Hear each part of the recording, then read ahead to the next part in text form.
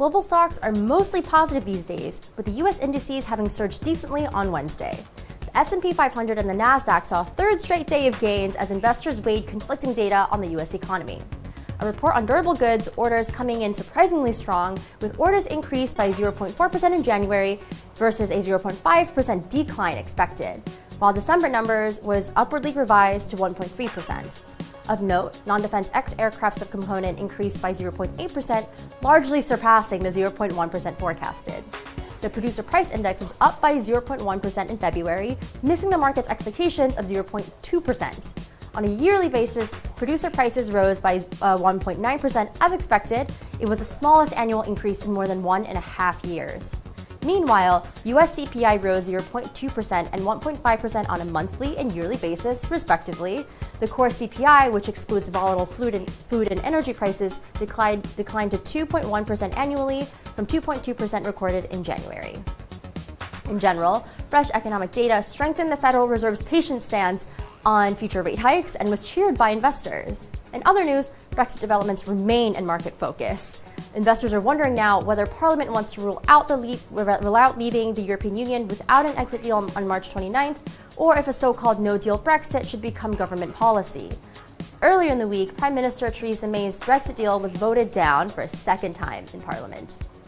In currency markets, the euro-US dollar extended its rally to a fourth day in a row. The pair has recovered from lows below 1.12 to the 1.13 threshold, a break of which the euro is yet to confirm. The EU released industrial production readings for January, up in the month by 1.4% and down yearly basis by 1.1%, both better than expected. The report gave some support to the common currency as well as hopes for positive Brexit developments. Despite its inability to show a decisive break above 1.13, the pair looks bullish as the greenback remains out of market's favor following mixed US data.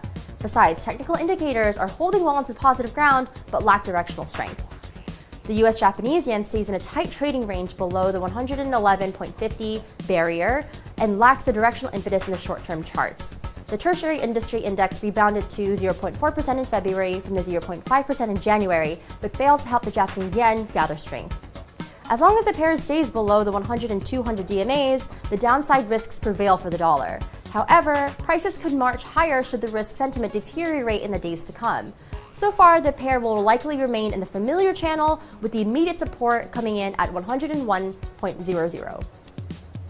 In commodities, a number of bullish drivers sent crude oil prices to the levels close to 2019 highs on Wednesday, following 3 days of gains. Brent managed to break above the $67 barrier and settled around $67.70, targeting the $68 level.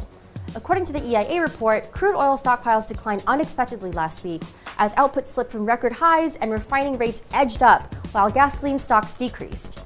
Crude inventories fell by 3.9 million barrels compared with analyst expectations for an increase of 2.7 million barrels. Gasoline stocks fell by 4.6 million barrels, nearly double analyst expectations. Another positive factor for the market is Saudi Arabia's plans to cut its crude oil exports in April to less than 7 million barrels per day, while keeping its output well below 10 million barrels a day in order to drain a supply glut and support oil prices. Besides, in Venezuela, the worst blackout on record has left most of the South American country without power for 6 days, leaving exports from the country's main oil terminal stranded. According to some estimates, failures in the electrical system could lead to the loss of 700,000 barrels per day on oil supply. As for metals, gold prices spiked higher on Tuesday and Wednesday and look set for another positive week. The yellow metal surged past the $1,300 handle and recovered to the $1,310 area. The recent demand was partly due to the fact that the US PPI has risen slightly below market expectations, pointing to tame inflation pressure. In a wider picture, the bullion is locally supported amid a weaker dollar.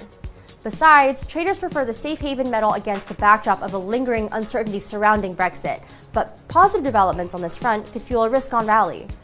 In this scenario, gold may face profit-taking and retreat back below the important $1,300 threshold.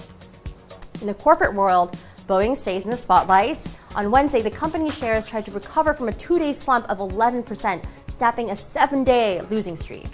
Shares of the world's largest plane maker took their biggest beating this week, following the plane crash, which has prompted a number of countries to ground the company's best-selling 737 MAX jets.